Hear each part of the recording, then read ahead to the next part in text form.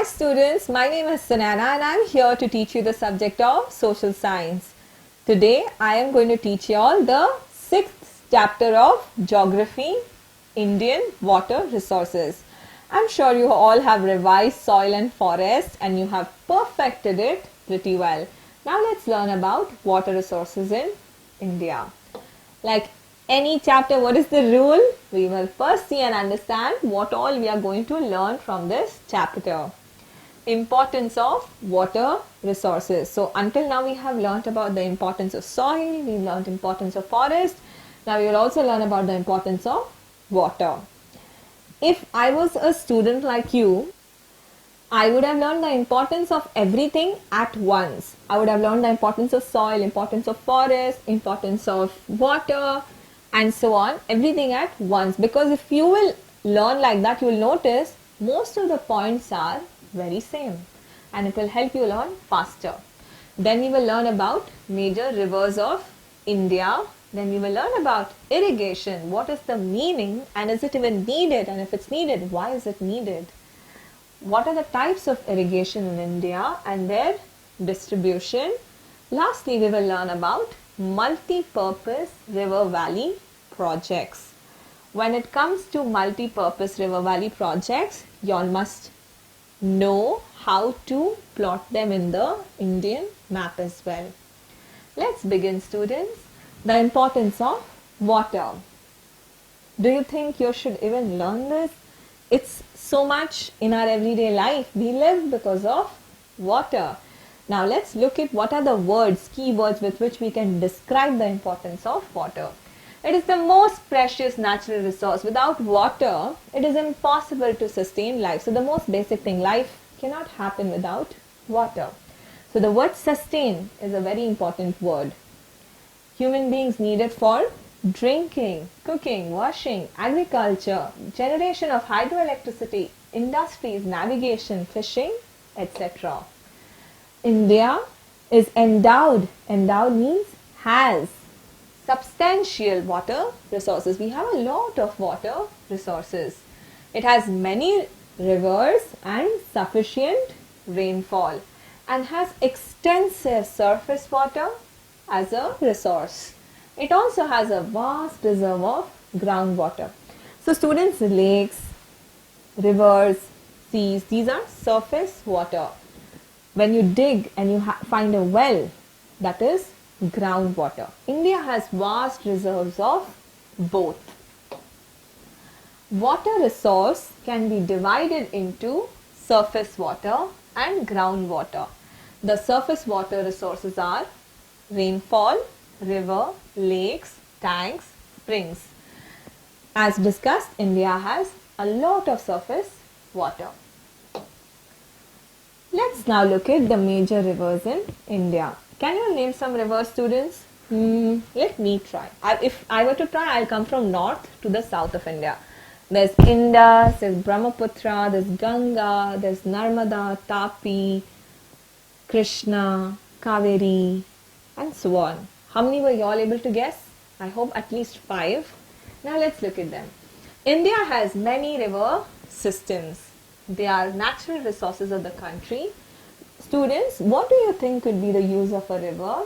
It's useful for irrigation, generation of hydroelectricity, inland waterways. What is the meaning of inland waterways? So when you use a river to navigate or travel from one place to another inside the country, it's called inland waterways.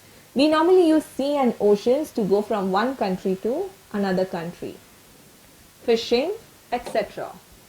The river systems of India are just in 2 groups. The rivers of North India. Here we have rivers that mainly originate in the Himalayas. And then we have the rivers of the peninsular India. Now students, we will go in depth and learn about the rivers of North India. They are also known as the Himalayan rivers. Of course, why? Because they originate in the Himalayas. What are the 3 important rivers of the North India? Indus, the Ganga and the Brahmaputra. All the 3 originate in the Himalayas. The river Indus or Sindhu rises near Mount Kailash in Tibet. Students, it's very, very important from examination point of view, the name of the river and the place of origin. So where does Indus or Sindhu originate? Near Mount Kailash.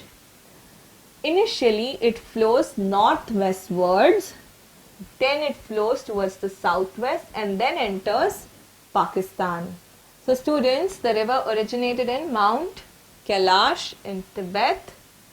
It comes northwest to India, then turns towards the southwest and goes into Pakistan, and finally it joins the Arabian Sea through Pakistan. The city where the river Indus joins the Arabian Sea is Karachi. The total length of river Indus is 2,897 kilometers, not important from exam point of view, of which 709 kilometers lies in India. But the major part of its course is in Pakistan. It has many tributaries. You all should know the names of its tributaries. There are 5. Jhelum, Chenab, Ravi, Byas, Sutlej. It's very easy. Just say with me. Jhelum, Chenab, Ravi, Byas, Sutlej. Say it 2-3 times. You will remember it. Jhelum, Chenab, Ravi, Byas, Sutlej. Just 5. So students, that brings us to the end of river Indus. Now we will learn about the river Ganga. The Ganga river is the largest river of India. Its total length is 2,525 kilometers. Where does it rise? It rises in the Gangotri glacier. Where did Indus rise? At Mount Kailash. It flows towards the south and southeast and then enters Bangladesh, where it joins the Brahmaputra, and then together they join and enter the Bay of Bengal. After it joins Brahmaputra, it gets a new name. It continues as Padma and finally flows into the Bay of Bengal. Which sea did Indus river flow into? Arabian Sea. And which sea did Ganga flow into? Bay of Bengal. Its major tributaries are Yamuna, Ghagra, Gandak, Ramaganga, Gomati, Sarada, Son and Kosi. Do you all need to know all? No, at least 3. Of these, Yamuna is the longest tributary.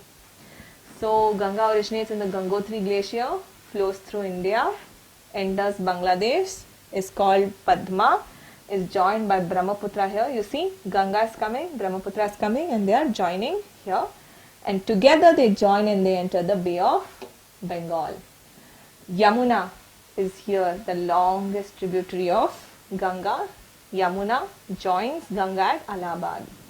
Next students, let's learn about the third river, river Brahmaputra. It rises near Lake Mansarovar, again in Tibet. It flows towards the east and it enters India through a narrow gorge. There's a narrow region in Arunachal Pradesh through which Brahmaputra enters India. Then it flows to the west and turns to the south in Bangladesh, where it joins Ganga. Its length is 2,589 kilometers. Students, look. Brahmaputra river originated at Lake Mansarovar in Tibet. It enters India through a narrow gorge in Arunachal Pradesh. Then it comes west and then it turns south. When it turns south, it enters Bangladesh. It is joined by river Ganga, called Padma, and then it enters the Bay of Bengal. So students, this brings us to an end of the 3 major river systems, the Indus, the Ganga and the Brahmaputra of North India. Now we shall learn about the rivers of South India. Many rivers flow in South India. They are also known as peninsular rivers. Most of them rise in the Western Ghats. The important rivers of South India are Mahanadi, Godavari, Krishna, Kaveri, Narmada, Tapi and their tributaries. They have 2 groups, east flowing and west flowing. Now let's learn about east flowing rivers. The Mahanadi rises in the Sihava range and flows towards the east and joins the Bay of Bengal. The Godavari is the longest river in South India. It rises in Priyambaka. Students, if you notice, for South Indian rivers, you should only know the name of the river and the place of its origin, or where does it originate. And you should also know it flows into Bay of Bengal or Arabian Sea. Basically, you should know whether it is east flowing or west flowing. So we learnt about Mahanadi, we learnt about Godavari. Next, let's see, we have river Krishna. It rises near Mahabaleshwar and then it flows towards the southeast and joins the Bay of Bengal. Its main tributaries are Bhima, Tungabhadra, Koina, Ghataprabha and Malaprabha. You all can learn any two names, it's more than enough. River Kaveri, our river, the river of Karnataka. River Kaveri rises at Talakaveri. It flows towards the east and joins the Bay of Bengal. The Himavati, Shimsha, Kapila, Arkavati, Lakshmana, Tirtha, Suvarnavati and Bhavani. These are the main tributaries of river Kaveri. Please learn all their names. Now let's talk about the west flowing rivers, the rivers that flow into the Arabian Sea. There are only two, Narmada and Tapi. Where does Narmada rise? In Amarkantak hills and flows westwards through a narrow gorge called the Marble Gorge, important for 1 mark, and it joins the Arabian Sea. The Tapi rises near Multai. It flows westwards and joins the Arabian Sea. Many other west flowing rivers are short and swift, so they are not very important, but you can know their names. Sabarmati, Mandovi, Zuari, Beti, Sharavati, Kali, Netravati and Periyar.